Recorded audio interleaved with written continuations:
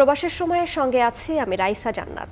প্রধান উপদেষ্টার প্রতিশ্রুত ফেব্রুয়ারিতে জাতীয় নির্বাচনের মাধ্যমে দেশ গণতন্ত্রে উত্তরণের ভিত্তি পাবে বলে আশা প্রকাশ করেছেন বিএনপি মহাসচিব। তিনি বলেন, বিভিন্ন রাজনৈতিক মতের সবাইকে অন্তর্ভুক্ত করে একটি রেইনবো স্টেট করতে চায় তার দল। রাজনীতির মাঠে আলাদা মত থাকলেও ফ্যাসিবাদের বিরুদ্ধে সব দল ঐক্যবদ্ধ বলে জানান নেতারা। রোববার দুপুরে রাজধানীর জিয়া উদ্যানে জুলাই শহীদদের স্মরণে বিএনপির বৃক্ষরোপণ কর্মসূচিতে যোগ দেন দলের মহাসচিব মির্জা ফখরুল ইসলাম আলমগীর। এ সময় তিনি এক একজন শহীদের নামে এক একটি গাছ লাগান।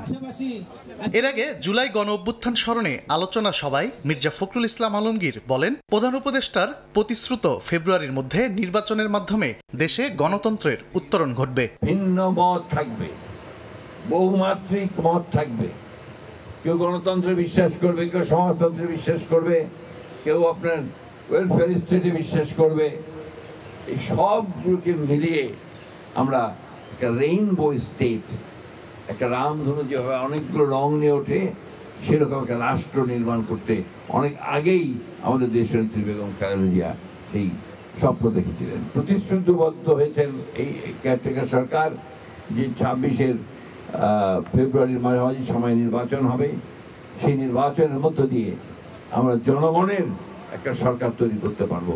একই দিনে ইঞ্জিনিয়ারিং ইনস্টিটিউশনে সম্মিলিত পেশাজীবী পরিষদের সমাবেশস্থল পরিদর্শন করেন বিএনপির স্থায়ী কমিটির সদস্য ডাক্তার AZM জাহিদ হোসেন। বলেন, মাঠের চিত্র যাই থাকুক, ফ্যাসিবাদের বিরুদ্ধে রাজনৈতিক দলগুলো এক রয়েছে। কে কতটুকু কার সাথে ঐক্যবদ্ধ হতে পারছে সেটা ওই সময় বলা যাবে।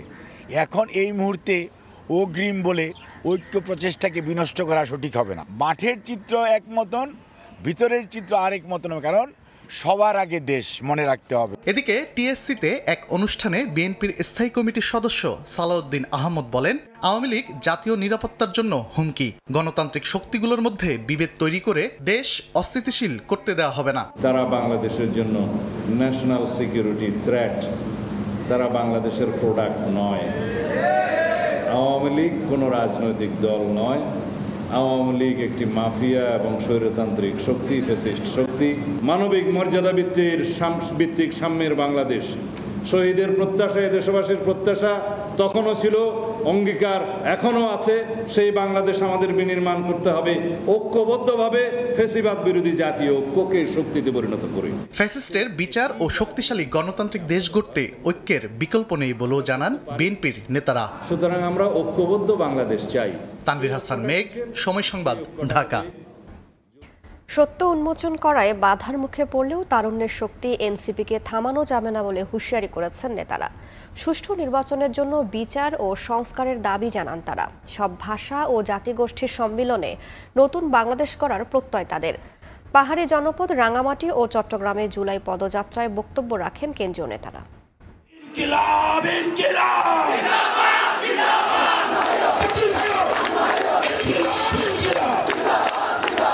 জনাকাঙ্ক্ষা জানতে এনসিপির দেশ গড়তে জুলাই পদযাত্রা রোববার পৌঁছায় চট্টগ্রামে। রাতে চট্টগ্রাম নগরীর 2 নম্বর গেট এলাকায় আয়োজিত পথসভায় জড়ো হন হাজারো মানুষ। কোথায় কোথায় বাংলা ছাড়, বাংলা কি তোর বাপ দাদা। বক্তব্যে দলটির আহ্বায়ক নাহিদ ইসলাম বলেন, কক্সবাজারে সত্য উন্মোচন করায় বাধার মুখে পড়লেও তারুণ্যের শক্তি নাগরিক পার্টিকে থামানো যাবে না।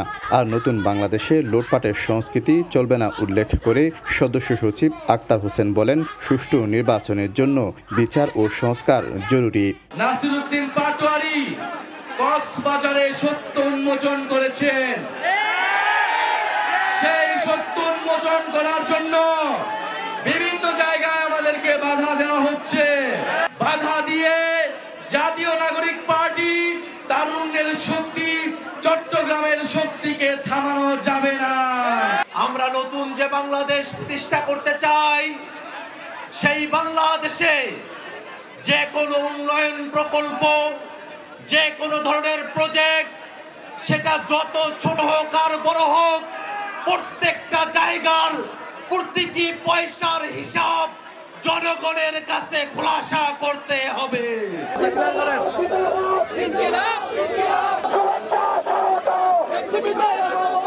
এর আগে রোববার দুপুরে রাঙ্গামাটি শহরে পৌঁছালে নাহিদ ইসলাম সহ কেন্দ্রীয় নেতাদের উত্তরীয় পরিয়ে বরণ করে নেন স্থানীয় নেতাকর্মীরা।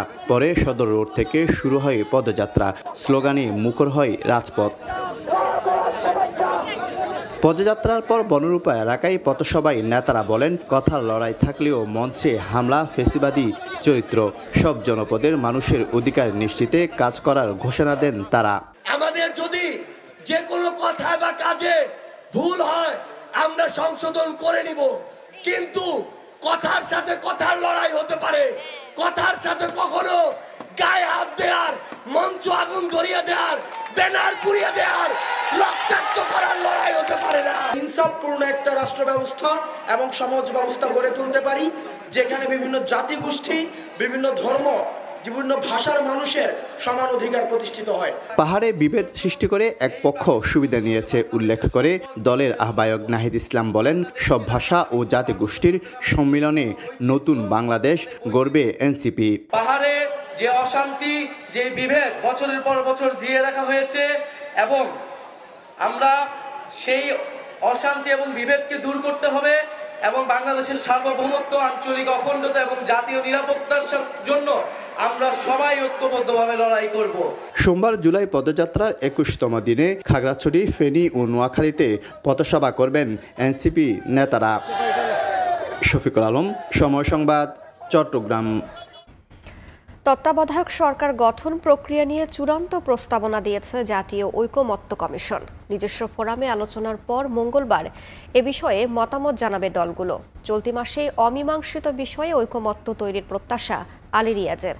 অন্যদিকে দলীয় প্রধানের প্রধানমন্ত্রী হওয়া নিয়ে আপত্তি জামায়াত, এনসিপি সহ বেশিরভাগ দলের। বিএনপি বলছে, দলীয় প্রধানের গণতান্ত্রিক অধিকার রক্ষায় প্রধানমন্ত্রী হওয়ার সুযোগ উন্মুক্ত রাখা উচিত। মৌলিক সংস্কার বাস্তবায়নে রাজনৈতিক দলগুলোর সাথে ধারাবাহিক বৈঠক করছে জাতীয় ঐকমত্য কমিশন। রোববার বেলা 11টায় শুরু হয় দ্বিতীয় দফার 15তম দিনের সংলাপ। আলোচনা হয় তত্ত্বাবধায়ক সরকার এবং একাধিক পদে প্রধানমন্ত্রীর থাকা না থাকা প্রসঙ্গে। তবে দুই বিষয়ের কোনোটিতেই ঐকমত্য তৈরি হয়নি। দীর্ঘ বৈঠক শেষে বিকেল 5:30টায় কমিশনের সহ সভাপতি অধ্যাপক আলী রিয়াজ জানান, তত্ত্বাবধায়ক সরকার গঠন নিয়ে বিএনপি, জামায়াত সহ কয়েকটি দলের লিখিত প্রস্তাবনা নিয়ে চূড়ান্ত প্রস্তাবনা দেওয়া হয়েছে রাজনৈতিক দলগুলোর কাছে। মঙ্গলবার যা নিয়ে সিদ্ধান্ত নেবে কমিশন। চলতি মাসেই অমীমাংসিত সব বিষয়ে ঐকমত্য হওয়ার আশাবাদ তার। প্রধান উপদেষ্টা নিয়োগের পদ্ধতি বলা হয়েছে। এই প্রস্তাবের অধিকাংশ বিষয়ে দলগুলো একমত হয়েছে। এই প্রস্তাবের একটি লিখিত ভাষ্য তৈরি করা হয়েছে এবং আমরা মনে করি আমরা জুলাইয়ের শেষ নাগাদ 31শে জুলাইয়ের মধ্যে একটি জাতীয় সনদ স্বাক্ষর করতে পারবো, সেই আস্থা এবং বিশ্বাস আমাদের আছে। এদিকে দলীয় প্রধানমন্ত্রী হওয়া নিয়ে মুখোমুখি অবস্থান দলগুলোর। গণসংহতি আন্দোলন, এনসিপি সহ বেশ কিছু দল এক ব্যক্তিকে একাধিক পদে থাকার বিষয়ে আপত্তি জানায়। একই রাজনৈতিক দল সরকারে থাকলেও সরকার এবং দলের মধ্যে যে ন্যূনতম ভারসাম্য, সেই ভারসাম্যটা রক্ষা করাটা দরকারি।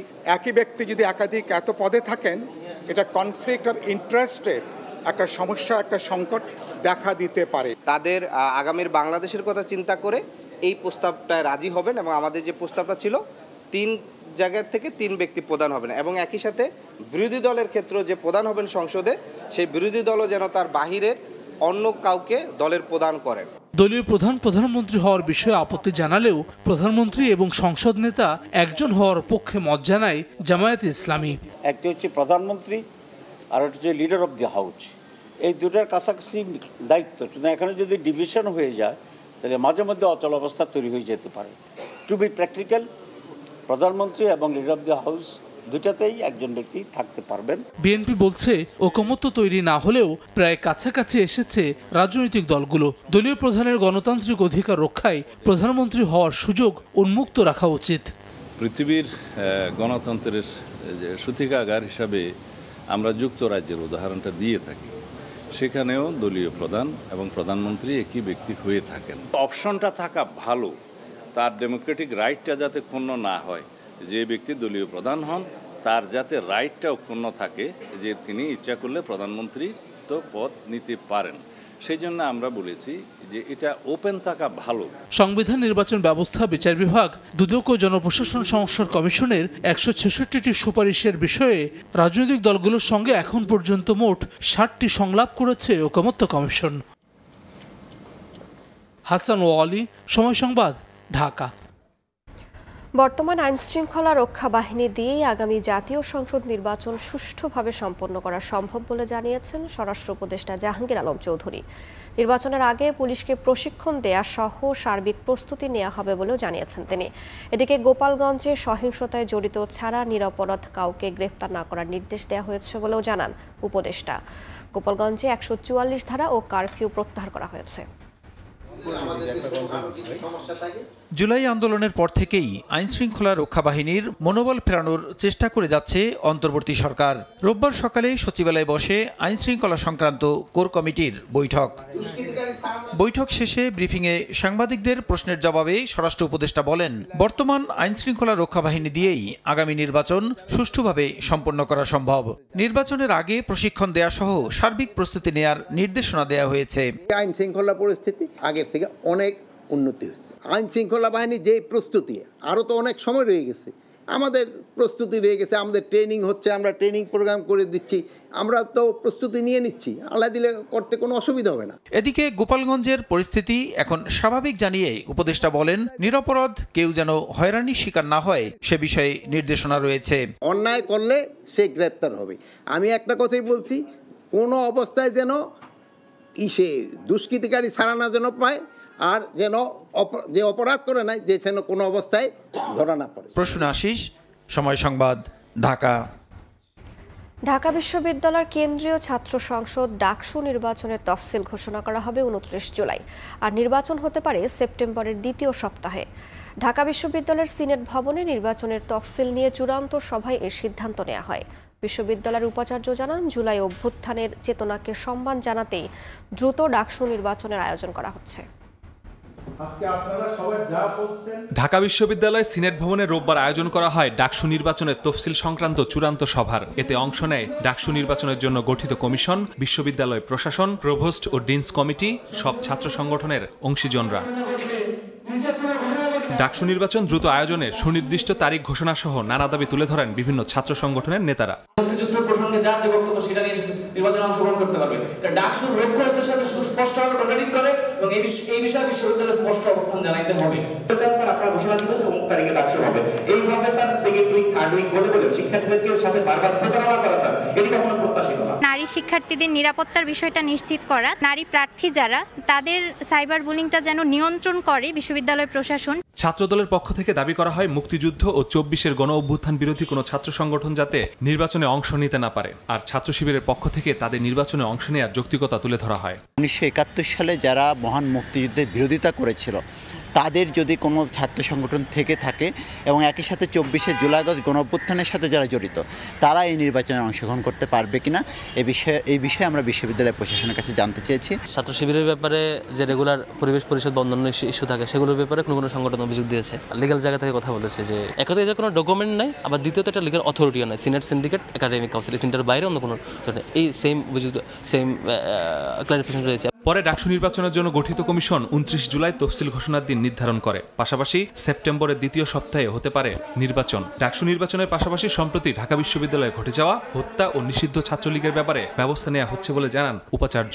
29 তারিখ তারা করবেন, আমরা সবাই মিলে চেষ্টা করছি, এটি কোনো ব্যক্তিগত কোনো এজেন্ডা না, যেহেতু সবাই আমরা এই ব্যাপারে একমত যে আমরা এই নির্বাচনটি আমাদের জুলাই স্পিরিটকে একটা সম্মান জানানোর উপায় হিসেবে এটা আমরা করতে চাই। এদিকে ডাকসু নির্বাচন সুনির্দিষ্ট তারিখ ঘোষণার দাবিতে রেজিস্ট্রার ভবনের সামনে অবস্থান কর্মসূচি পালন করেছে ছাত্র অধিকার পরিষদ। শিডিউল দিচ্ছি, এই যে রূপরেখা দিচ্ছি, রূপরেখার শিডিউল দিচ্ছি, তফসিলের রূপরেখা দিচ্ছি, নানান রকম টার্মের খেলার ভিতরে ফেলে দিয়ে তারা টাইম কিল করতে। পাশাপাশি ডাকসু নির্বাচন বানচালে একটি পক্ষ ষড়যন্ত্র করছে বলে অভিযোগ আন্দোলনকারীদের। মাসুদুর রহমান, সময় সংবাদ, ঢাকা। জুলাই হত্যাযজ্ঞের মামলায় 38 জনকে হাজির করা হয় আন্তর্জাতিক অপরাধ ট্রাইব্যুনালে। এ সময় ট্রাইব্যুনালের হাজতখানা যেন পরিণত হয় পতিত আওয়ামী লীগের মিলন মেলায়। ইনুর এক অভিযোগ নিয়ে কিছু সময়ের জন্য উত্তপ্ত হয়ে ওঠে এজলাস। এদিন 7 মামলার মধ্যে 6 মামলার তদন্ত প্রতিবেদন দাখিলের দিন ধার্য থাকলেও একটি রিপোর্টও দাখিল করেনি প্রসিকিউশন। এদিকে কক্সবাজারের আলোচিত একরাম হত্যা মামলায় সাবেক এমপি বদিকে গ্রেফতার দেখিয়ে কারাগারে পাঠানো হয়।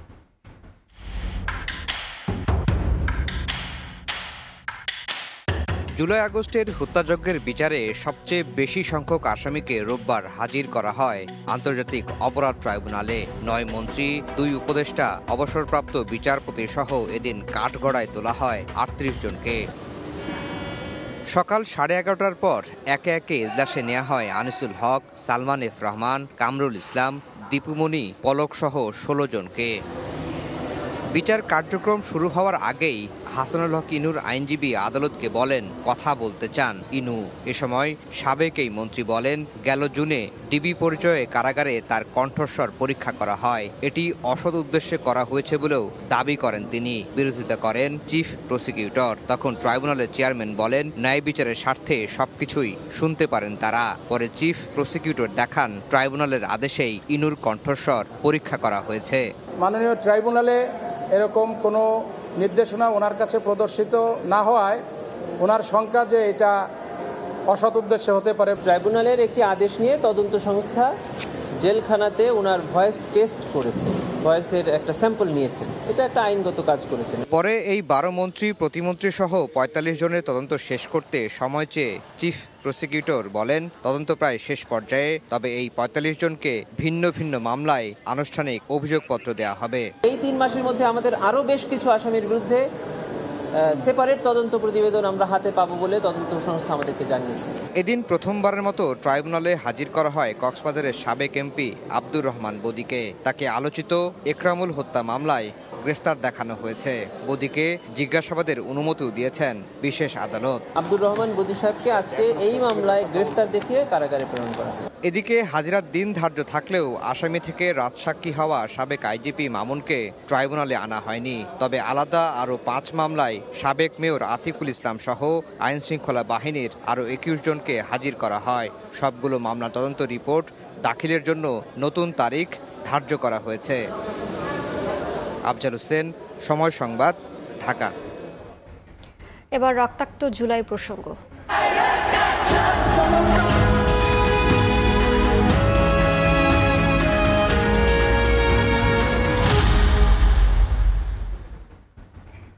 রক্তাক্ত জুলাইয়ের 20 তারিখে শিক্ষার্থীদের ঘরে ফেরাতে দেশ জুড়ে কারফিউ জারি ও সেনা মোতায়েন করা হয়। রাস্তায় কাউকে দেখা মাত্রই গুলির নির্দেশনাও দেয়া হয় এদিন থেকে। তবে তাতেও রোধ করা যায়নি তারুণ্যের জোয়ারকে। দিনভর সংঘর্ষে নিহত হন 26 জন। এদিকে পরিস্থিতি স্বাভাবিক না হওয়া পর্যন্ত কারফিউ চলবে বলে ঘোষণা দেন তৎকালীন স্বরাষ্ট্রমন্ত্রী। কেমন ছিল গত বছরের এই দিন, জানবো মাইমুনা হায়দার চৌধুরীর প্রতিবেদনে।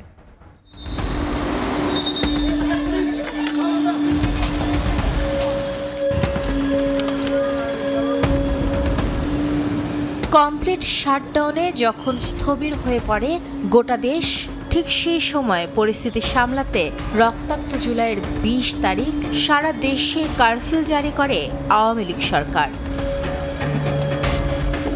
এর আগে গণভবনে 14 দলের বৈঠকের পর ওবায়দুল কাদের ঘোষণা দেন, কারফিউয়ের নিয়ম অনুযায়ী রাস্তায় দেখা মাত্রই গুলি করা হবে।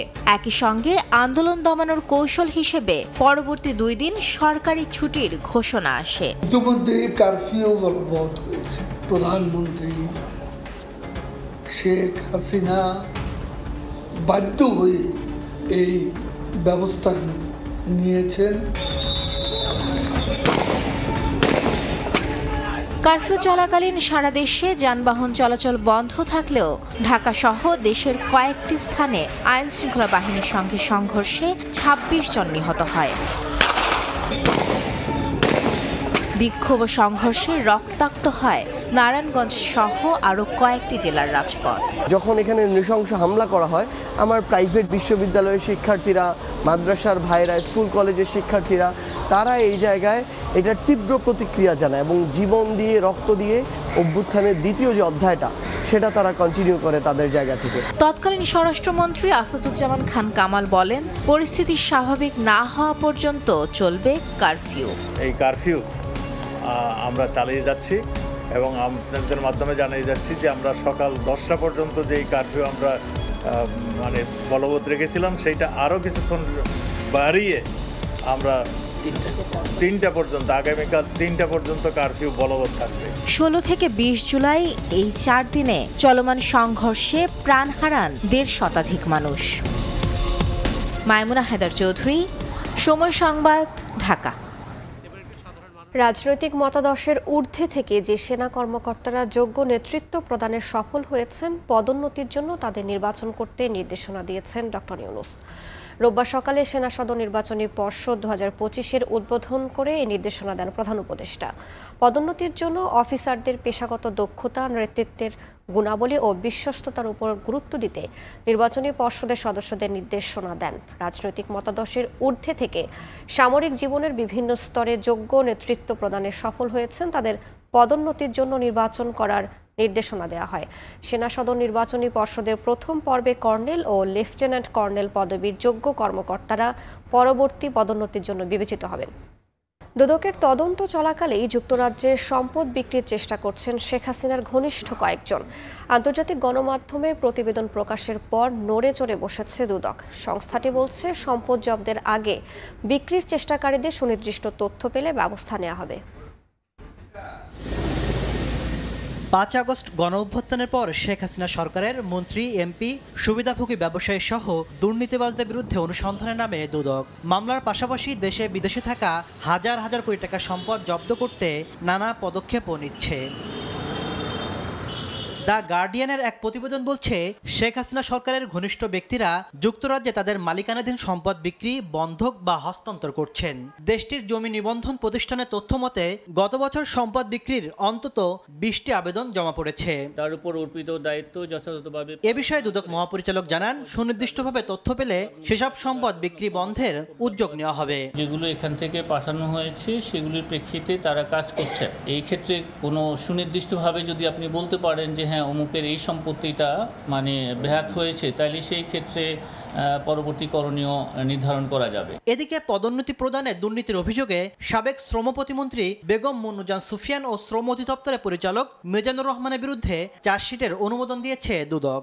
বিভাগীয় পদোন্নতি কমিটি কর্তৃক সুপারিশ প্রাপ্ত গ্র্যাডুয়েশন তালিকার 3 নং ক্রমিকের কোনো রকম কারণ ছাড়াই বাদ দিয়ে ডিপিসি কমিটির সুপারিশ ব্যতি রেখে গ্র্যাডুয়েশন তালিকার 16 নং ক্রমিকে বর্ণিত মিজানুর রহমানকে পদোন্নতি প্রদান করার অপরাধ তদন্তকালে প্রমাণিত হয়েছে।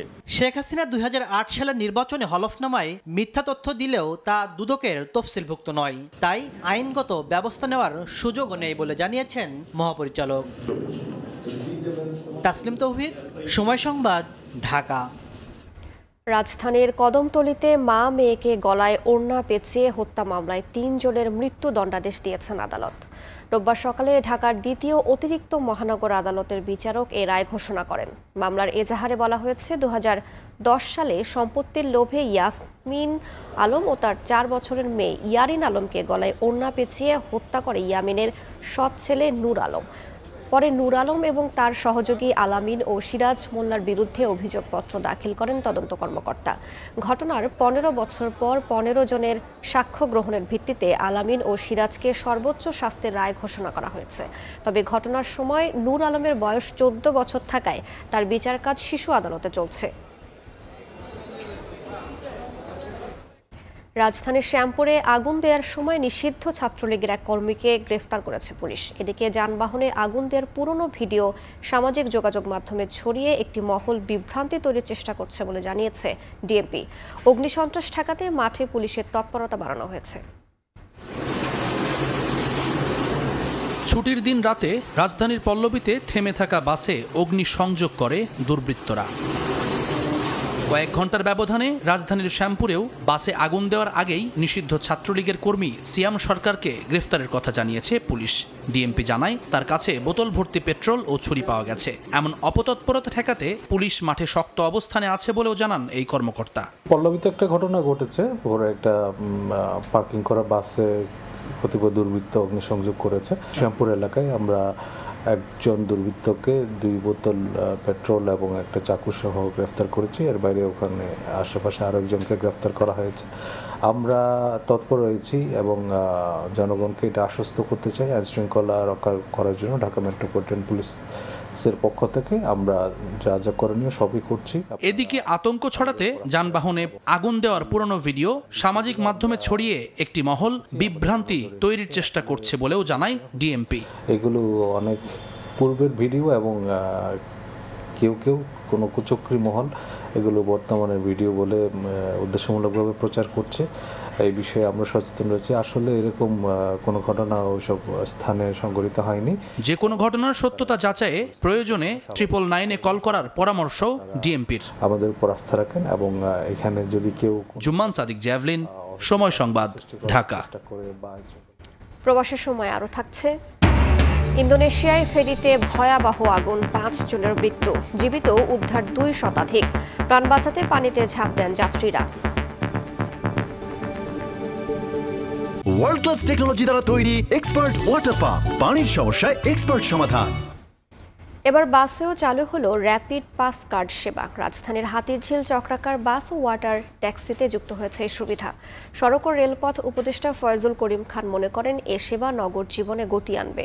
নতুন উদ্যোগকে স্বাগত জানিয়েছেন নগরবাসী। এক কার্ডেই সকল ভ্রমণ, হোক নির্বিঘ্ন জীবনযাপন, এই স্লোগানকে বাস্তব রূপ দিতে এবার মেট্রো রেলে ব্যবহৃত র্যাপিড পাস কার্ড ব্যবহার হবে হাতিরঝিল চক্রাকার বাসে। এ সেবার উদ্বোধন করে ঢাকা পরিবহন সমন্বয় কর্তৃপক্ষ। রোববার বিকেলে রাজধানীর হাতিরঝিল চক্রাকার বাসের এফডিসি কাউন্টারে আনুষ্ঠানিকভাবে এই সেবার উদ্বোধন করেন সড়ক ও রেলপথ উপদেষ্টা ফয়জুল কবির খান। বক্তব্যে বলেন, এই আধুনিকায়নের ফলে সড়ক পথে নগরবাসীর চলাচলের গতি বাড়বে। বাইরের দুনিয়ায় যেটা অনেকদিন আগে থেকে হয়েছে, তো সেটাই আমরা এখানে চালু করতে চাই। আমাদের একটাই উদ্দেশ্যটা হচ্ছে সড়কে গতি বৃদ্ধি করা, যাতে আপনার যাতায়াতের সময় কম লাগে। বক্তব্য শেষে হাতিরঝিল চক্রাকার বাসে র্যাপিড পাসের মাধ্যমে টিকিট কেটে বাসে চড়েন সড়ক পরিবহন উপদেষ্টা।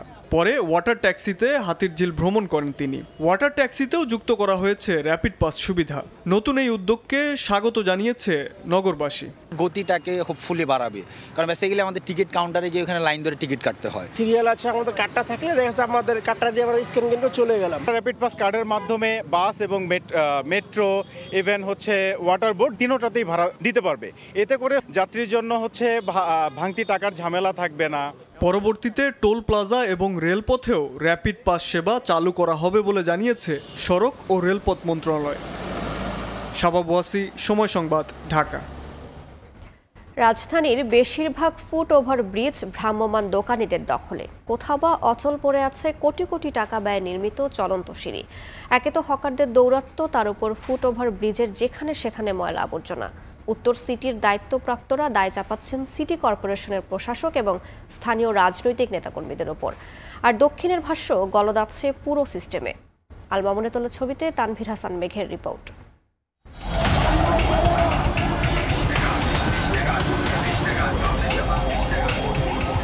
এজন্য আস্ত এক বাজার, কাঁচা বাজার বাদে সব ধরনের পণ্যের পসরা নিয়ে বসেছেন হকাররা। স্যান্ডেল থেকে শুরু করে কানের দুল সবই পাওয়া যায় এক ছাদের নিচে। এই চিত্র রাজধানীর ফার্মগেটের ফুটওভার ব্রিজের। শুধু দখল নয়, সিঁড়ি জুড়ে যেখানে সেখানে পড়ে আছে ময়লা আবর্জনা। এটা মনে হয় একটা ছোটখাটো বাজার আর কি। ব্রিজের দুপাশে কিন্তু ওই হকাররা কিন্তু বসে কিন্তু তাদের অবৈধ ব্যবসা করতেছে।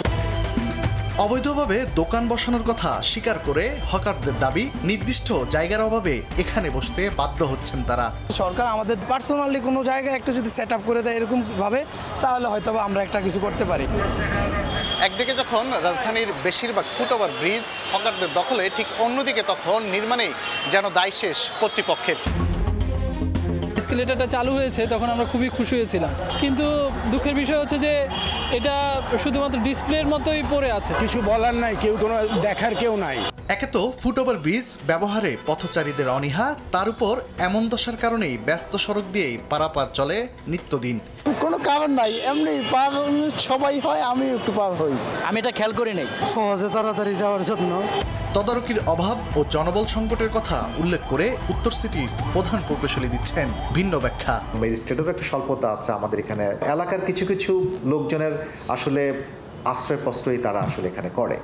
এখান থেকে সিটি কর্পোরেশন, এমন না যে সিটি কর্পোরেশন তাদেরকে বরাদ্দ দিয়েছে, দোকান এটা করেছে, এটা ইলিগাল। অন্যদিকে কারিগরি ত্রুটি, ব্যবস্থাপনা ও পরিকল্পনার অভাবকে দায়ী করছেন দক্ষিণের দায়িত্বপ্রাপ্তরাও।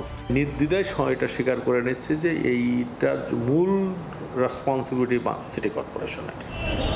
সিটি কর্পোরেশনের পাশাপাশি নাগরিকরাও বলছেন, বিকল্প ব্যবস্থা না করে ফুটওভার ব্রিজে হকার উচ্ছেদে সমস্যার স্থায়ী সমাধান হবে না। তানভীর হাসান মেঘ, সময় সংবাদ, ঢাকা। ঘাপটি মেরে থাকা দালাল আর প্রতারক চক্রের জালে অনেকটাই বন্দী ওসমানী মেডিকেলের চিকিৎসা ব্যবস্থা। দূরদূরান্ত থেকে আসা রোগী ও স্বজনরা চক্রের প্রধান টার্গেট। অ্যাম্বুলেন্স থেকে ট্রলিতে চেপে ওয়ার্ডে যেতে কতিপয় হাসপাতালের স্টাফদেরও দিতে হচ্ছে টাকা। ঘটছে অহরহ চুরির ঘটনা। অন্যায়ের প্রতিবাদ করলে শিকার হতে হয় হেনস্থার। পুলিশের তালিকাভুক্ত এসব দালাল ও চোর চক্র প্রভাবশালীদের ছত্রছায়ায় হয়ে উঠেছে বেপরোয়া। অন্যদিকে বহিরাগত মুক্ত হাসপাতাল গড়ার চেষ্টা চলছে দাবি পরিচালকের। আমিনুল ইসলামের রিপোর্ট, ছবি তুলেছেন দিগেন সিংহ।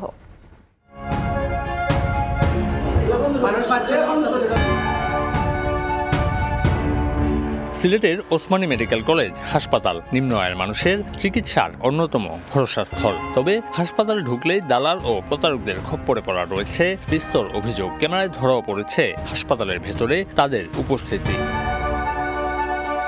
প্রতিনিয়ত ঘোরাঘুরি করা এসব ব্যক্তি কেউ রোগীর স্বজন নয় চিকিৎসা সেবার সঙ্গে যুক্ত। রোগীর ব্যবস্থাপত্র সংগ্রহ করে ঔষধ কিনে দেওয়ার নাম করে সর্বস্ব লুটে নেয় তাদের কাজ। যাদের প্রতারণার শিকার হয়েছেন অনেকেই। সিকিউরিটি গেটম্যানদেরকে টাকা দিতে হয়, একটা বালিশের কভার চেঞ্জ করতে হলো তাদেরকে টাকা দিতে হয়। ডাক্তার লিখে দিছে অক্সিজেনের জিনিসগুলা, ওগুলো আমি আনছিলাম, ওনারা এগুলা লাগায় নাই। এই চক্রের কাছে অসহায় হাসপাতালের কর্মকর্তা কর্মচারীরাও। প্রতিবাদ করলেই হতে হয় হামলা শিকার। এ ঘটনায় মামলা করে উল্টো মিলছে হুমকি। এইমাত্র আমি জামিন নিয়ে পত্রিকা আইছি, ঠিক আছে, আচ্ছা দেখে কত মামলা দিতে পারেন। ওনারা হাসপাতালের কেউ না। আমি যখন ওদেরকে জিজ্ঞাসা করছি, বলছি আপনারা কি হসপিটালের কেউ, আপনারা এরকম করতেছেন কেন?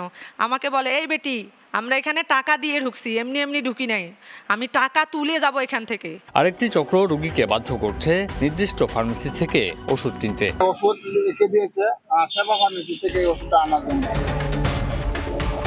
পুলিশ সার্ভারের তথ্য ও সময় সংবাদের অনুসন্ধান বলছে, দালাল চক্রের পেছনে রয়েছে হাসপাতালের নিরাপত্তায় নিয়োজিতদের যোগসাজশের পাশাপাশি প্রভাবশালীদের ছত্রছায়া। যার নেতৃত্বে এই পুরা মেডিকেলটা নিয়ন্ত্রণ হচ্ছে। আনসার ক্যাম্পের যে ক্যাম্প কমান্ডার আছে, উনি এখানে প্রত্যেকটা রোগীপতি হিসাবে প্রতি সপ্তাহে 1000 টাকা করে পান। ঢাকায় জাহিদকে চেনেন? না, এরকম কাউকে তো আমি চিনি না।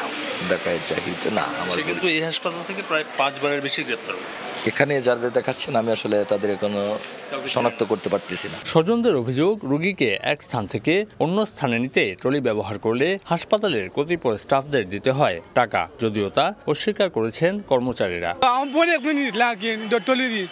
200 টাকা নিতে খুশি মনে 10-20 টাকা চা খাওয়ার জন্য দিলে আলাদা কথা, সেটা জুলুম করে 200 টাকা না। এদিকে দালাল ঠেকাতে চালু করা হয়েছে পাস কার্ড ব্যবস্থা, বসানো হয়েছে সিসিটিভিও, কিন্তু প্রযুক্তির উপস্থিতিতেও কমছে না চক্রের দৌরাত্ম্য। অ্যাটেন্ডেন্স কন্ট্রোল একটা সিস্টেম, এবং এই মেথডের কারণে এই দালাল চক্র কিন্তু এই ঢুকতে পারে না। এদের দৌরত্ব কিন্তু গত 2 মাসে কমে গেছে। কর্তৃপক্ষের তথ্য মতে 900 শয্যার এই হাসপাতালটিতে প্রতিদিন 3000-এর বেশি রোগী সেবা নিতে আসেন। বহিরাগত দালালদের উৎপাত বন্ধ করতে পারলে সেবা খাতে আরও এক ধাপ এগিয়ে যেতে পারে ওসমানী মেডিকেল কলেজ হাসপাতাল। তবে এক্ষেত্রে হাসপাতাল প্রশাসনেরও সদিচ্ছা থাকতে হবে বলে মনে করেন সুধীজনরা। আমিনুল ইসলাম, সময় সংবাদ, সিলেট। প্রখ্যাত ভাস্কর ও চিত্রশিল্পী হামিদুজ্জামান খান মারা গেছেন। রোববার সকালে রাজধানীর একটি হাসপাতালে শেষ নিঃশ্বাস ত্যাগ করেন তিনি। হামিদুজ্জামান গত সপ্তাহে ডেঙ্গু ও নিউমোনিয়ায় আক্রান্ত হয়ে রাজধানীর একটি হাসপাতালে ভর্তি হয়েছিলেন। শারীরিক অবস্থার অবনতি হলে তাকে আইসিইউ থেকে লাইফ সাপোর্টে নেওয়া হয়। পরে লাইফ সাপোর্ট খুলে চিকিৎসকরা তাকে মৃত ঘোষণা করেন। হামিদুজ্জামান খানের জন্ম 1946 সালের 16 মার্চ কিশোরগঞ্জের সহস্রাম গ্রামে। 1970 থেকে 2012 পর্যন্ত তিনি ঢাকা বিশ্ববিদ্যালয়ের চারুকলা অনুষদের ভাস্কর্য বিভাগে অধ্যাপনা করেছেন। তার গড়া অধিকাংশ ভাস্কর্যই মুক্তিযুদ্ধকে ভিত্তি করে। হামিদুজ্জামান খান 2006 সালে 21 পদক লাভ করেন। 2023 সালে বাংলা একাডেমি তাকে ফেলোশিপ দেয়। দেখছেন প্রবাসের সময়। দেশের বাইরের খবর। ইন্দোনেশিয়ায় যাত্রীবাহী ফেরিতে ভয়াবহ আগুনের ঘটনা ঘটেছে। এতে এখন পর্যন্ত 5 জনের মৃত্যুর খবর পাওয়া গেছে।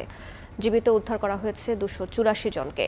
স্থানীয় সময় রোববার দুপুর 1টার দিকে দেশটির উত্তর সুলাওয়াসি প্রদেশের প্রধান শহরের উপকূলে একটি যাত্রীবাহী ফেরিতে হঠাৎ আগুন ধরে যায়। সঙ্গে সঙ্গে পুরো ফেরিতে আগুন ছড়িয়ে পড়লে জীবন বাঁচাতে অনেকেই পানিতে ঝাঁপ দেন। খবর পেয়ে দ্রুত ঘটনাস্থলে পৌঁছে উদ্ধার অভিযান শুরু করে ফায়ার সার্ভিস। এ সময় আশপাশের ফেরি থেকেও ডুবে যাওয়া যাত্রীদের উদ্ধার করা হয়। তাৎক্ষণিকভাবে দুর্ঘটনার কারণ সম্পর্কে বিস্তারিত কিছু জানা যায়নি। 16 জুলাই অনেকটা তড়িঘড়ি করে পর্তুগালের পার্লামেন্টে পাশ হয়েছে দেশটির নতুন অভিবাসন আইন। চূড়ান্ত অনুমোদন বা অধ্যাদেশের জন্য প্রেসিডেন্টের কার্যালয়ে অপেক্ষমান আইনটি বাস্তবায়িত হলে কঠিন হবে অভিবাসীদের পরিবারের সদস্যদের ভিসা প্রাপ্তি সহ নানা বিষয়। তবে সংবিধান বিবেচনা করে এই আইনের ব্যাপারে সিদ্ধান্ত নেবেন বলে জানিয়েছেন প্রেসিডেন্ট। লিসবন থেকে তারিকুল হাসান আশিকের রিপোর্টে বিস্তারিত। অভিবাসন সংশ্লিষ্ট নানা আইন সংশোধন করে অভিবাসীদের নিয়ন্ত্রণ করতে আয়োজনের শেষ নেই পর্তুগালের ক্ষমতাসীন ও প্রধান বিরোধী দলের। রাজনৈতিক মতপার্থক্য থাকলেও সবশেষ 16 জুলাই একরকম তড়িঘড়ি করেই সংশোধিত অভিবাসন আইন পাশ হয় দেশটির পার্লামেন্টে।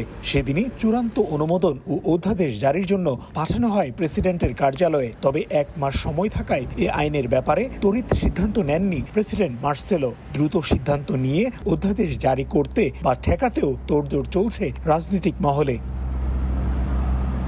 আইনটি চূড়ান্ত অনুমোদন পেলে মূলত কঠিন হবে পর্তুগালের ভিসা পাওয়া। এছাড়া রেসিডেন্স কার্ড পাওয়ার 2 বছর না হলে স্ত্রী বা সন্তানদেরও আনতে পারবেন না অভিবাসীরা।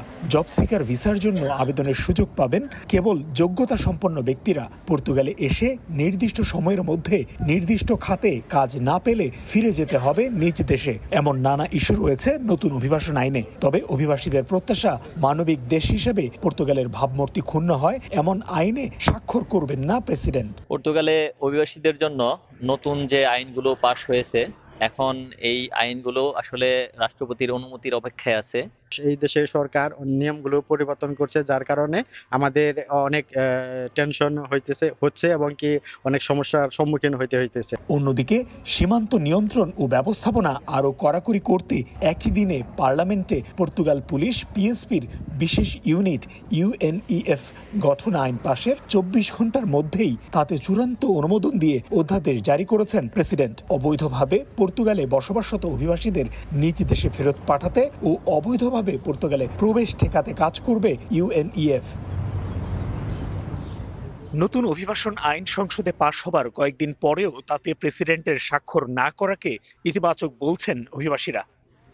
তবে প্রয়োজন মনে করলে প্রেসিডেন্ট এটিকে পাঠাতে পারেন সাংবিধানিক আদালতে অথবা সংসদেও।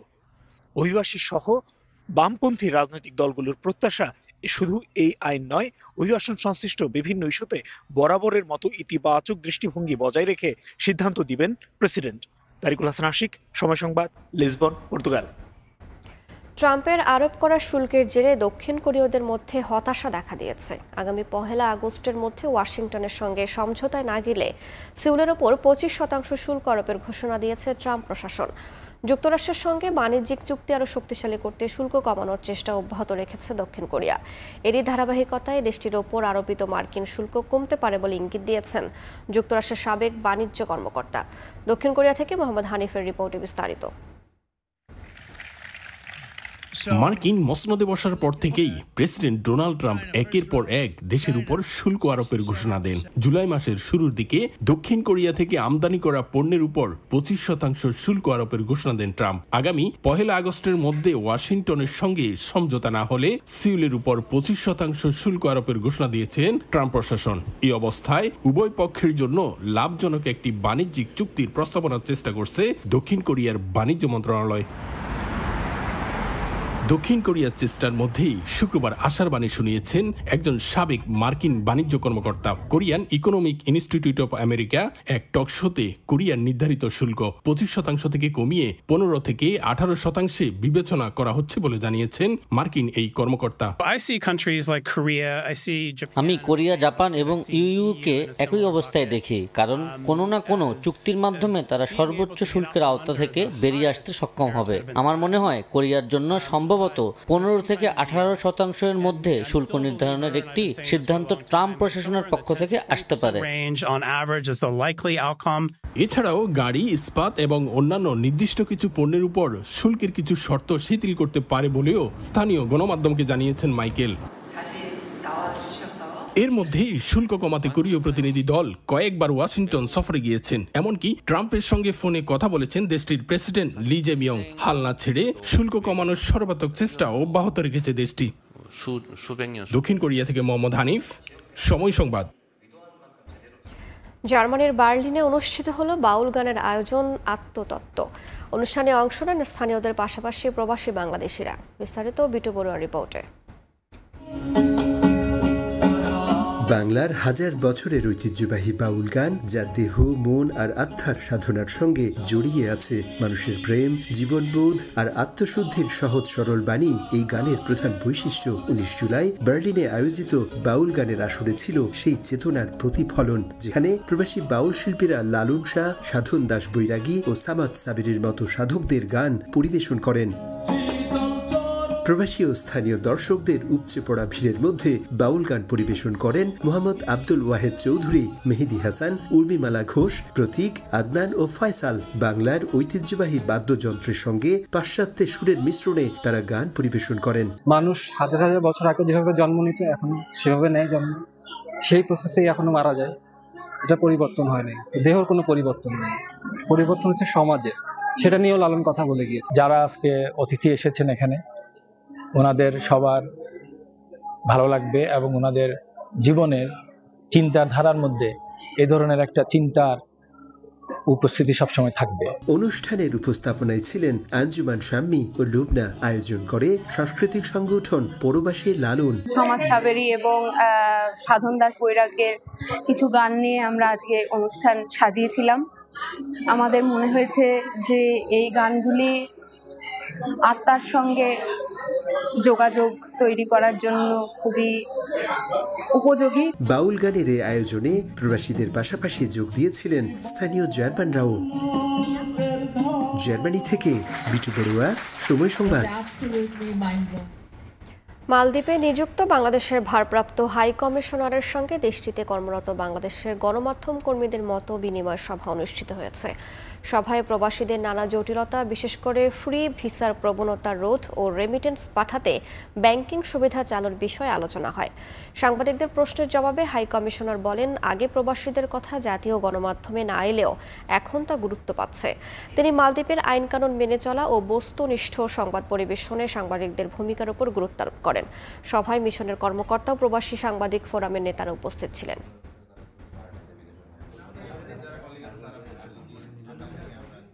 আমাদের এখানে যারা সংবাদকর্মী রয়েছেন তারা প্রতিনিয়ত মালদ্বীপের প্রবাসীদের বিভিন্ন ধরনের সংবাদ এবং যেই তথ্যগুলি তারা কিন্তু নিয়মিত প্রচার করছেন। এই প্রচারের ফলে আমাদের যারা প্রবাসীরা আছেন তারা কিন্তু ধীরে ধীরে সচেতন হচ্ছেন। একই সাথে যারা বাংলাদেশ থেকেও বিভিন্ন সময়ে এখানে কাজের উদ্দেশ্যে আসছেন তাদেরও যে তথ্যগুলি দরকার হয় সেগুলো কিন্তু তারা জানতে পারছেন। মিরপুরের উইকেট আন্তর্জাতিক মানের নয়, এখানে খেলে এশিয়া কাপ বা বিশ্বকাপের মতো ইভেন্টের প্রস্তুতি সম্ভব না বলে মন্তব্য করেছেন পাকিস্তানের হেড কোচ মাইক হ্যাসন। প্রথম টি-20 হারের পর শেরি বাংলার পিচ নিয়ে রীতিমতো ক্ষোভে ফেটে পড়েন এই ক্রিকেট মায়াস্ট্রো। এভাবে টি-20 ক্রিকেট খেলার কোনো অর্থই দেখেন না তিনি। এদিকে উইকেট নিয়ে সমালোচনার দিনে অনেকটাই চাপা পড়ে গেছে ইমনের দারুণ ব্যাটিং শৈলী, যদিও উইকেট নিয়ে কোনো অভিযোগ নেই টাইগার ব্যাটারের। হোম অফ ক্রিকেট মিরপুরের শেরেবাংলা স্টেডিয়ামের উইকেট এখন বাংলাদেশ ক্রিকেটের বিস্ফোরা। গামিনী ডিসিলভার হাতে তৈরি এক একটি পিচ যেন বাংলাদেশ ক্রিকেটের মরণ ফাঁদ। এতদিন দেশের ক্রিকেট বিশ্লেষক থেকে শুরু করে বর্তমান এবং সাবেক ক্রিকেটাররা এর সমালোচনা করেছেন নানা প্ল্যাটফর্মে, কিন্তু তাতেও যেন কোনো হুঁশ ফেরেনি বাংলাদেশ ক্রিকেট বোর্ডের কর্তা থেকে শুরু করে গ্রাউন্ডস কমিটির প্রভাবশালী চেয়ারম্যানের। ফলাফল পাকিস্তানের বিপক্ষে এফটিপির বাইরে গিয়ে আয়োজিত টি-20 সিরিজের প্রথম ম্যাচ দেখে ক্ষোভে ফেটে পড়েছেন সবাই। মাঝে 1 বছর ম্যাচ হয়নি মিরপুরে। আগের বোর্ডের সময় পুরো উইকেট তুলে ফেলে কারি কারি টাকা খরচ করা হয়েছে উন্নয়নের নামে, কিন্তু দিন শেষে যাহা 52 তাহাই 53। কোনো উন্নতি নেই মিরপুরের উইকেটে, সেই স্লো উইকেট, লো বাউন্স। এমন উইকেটে ক্রিকেট খেলে আর যাই হোক আইসিসি ইভেন্টের জন্য প্রস্তুতি নেওয়া সম্ভব না বলে মনে করেন পাকিস্তানের হেড কোচ মাইক হেসন। প্রথম ম্যাচে নিজের ব্যাটারদের ভুলগুলো মেনে নিলেও উইকেটের চরিত্রকে কোনোভাবেই আন্তর্জাতিক মানের ভাবতে পারছেন না তিনি। কড়া সমালোচনা করলেন এমন উইকেটের। এরকম উইকেট কারোর জন্যই সহায়ক নয়। যদি কেউ এশিয়া কাপ কিংবা বিশ্বকাপের প্রস্তুতির জন্য এখানে খেলে তাহলে আমার কিছুই বলার নেই। এটা কোনোভাবেই উপযুক্ত কোনো উইকেট নয়। একটা আন্তর্জাতিক ম্যাচের জন্য আন্তর্জাতিক মানের উইকেট প্রয়োজন, কিন্তু এখানে সেটা নেই। এই উইকেটে খেলে আপনি সাময়িক সফলতা হয়তো পাবেন, কিন্তু এটা আপনার ক্রিকেট সিস্টেমকে ধ্বংস করে দেবে। এখানে খেলে বড় মঞ্চের সফলতা পাওয়া সম্ভব না। এর আগে নিউজিল্যান্ড অস্ট্রেলিয়াকে ডেকে এনেও মিরপুরের উইকেটে সিরিজ জিতেছিল বাংলাদেশ, কিন্তু এরপর টি-20 বিশ্বকাপে যে ভরাডুবি হয়েছিল মাহমুদুল্লাহর দলের তা হয়তো এখন আর মনে নেই বিসিবি কর্তাদের। না হলে আর যাই হোক এমন উইকেটে আরও একবার কোনো সিরিজ আয়োজনের কথা ভাবতে পারতো না বিসিবি। আমি এখানে বাংলাদেশকে কোনো পরামর্শ দিতে আসিনি। তারা কিভাবে তাদের ক্রিকেট চালাবে এটা তাদের বিষয়, কিন্তু যদি আপনি আন্তর্জাতিক সার্কিটে ভালো করতে চান আর যাই হোক এমন উইকেটে খেলা বন্ধ করতে হবে। আমি বিপিএল এ এখানে আরো ভালো উইকেট দেখেছি, কিন্তু আন্তর্জাতিক উইকেটগুলো কেন এমন হবে? এদিকে মাইক হেসন উইকেট নিয়ে ক্ষোভে ফুসলেও এখানে কোনো সমস্যা দেখছেন না পারভেজ ইমন। 50 করে দলকে জেতানো ওপেনারের মতে অ্যাডজাস্ট করতে পারেননি পাকিস্তানের ক্রিকেটাররা। 16 ওভারে করছি, সো আমরা যদি 20 ওভারও খেলতাম তাহলে 160 এখানে করতে পারতাম। সো আমার থেকে মনে হয়নি যে এটা ওরকম হইতে পারে যে ওরা অ্যাডজাস্ট করতে পারেনি, সো আমরা অ্যাডজাস্ট করার চেষ্টা করছি এখানে। মঙ্গলবার সিরিজের দ্বিতীয় ম্যাচে মুখোমুখি হবে বাংলাদেশ পাকিস্তান। নিয়ন মোহাইমেন, সময় সংবাদ। এ পর্যায়ে শীর্ষ সংবাদগুলো জানিয়ে দিচ্ছি আরেকবার। রাজনীতির মাঠে মতানৈক্য থাকলেও ফ্যাসিবাদের বিরুদ্ধে ঐক্যবদ্ধ থাকার ঘোষণা বিএনপি নেতাদের। ভিন্ন মতের সব দলকে নিয়ে হবে রেইনবো স্টেট, ফেব্রুয়ারিতেই ভোটের আশা। সত্য উন্মোচন করায় বাধার মুখে পড়লেও তারুণ্যের শক্তি এনসিপিকে থামানো যাবে না, হুঁশিয়ারি নেতাদের। সুষ্ঠু নির্বাচনের জন্য বিচার ও সংস্কারের দাবি। এবং তত্ত্বাবধায়ক সরকার গঠন নিয়ে চূড়ান্ত প্রস্তাব ঐক্যমত্য কমিশনের। নিজস্ব ফোরামে আলোচনা করে মতামত জানাবে দলগুলো। দলীয় প্রধানের প্রধানমন্ত্রী হওয়া নিয়েও ভিন্ন মত।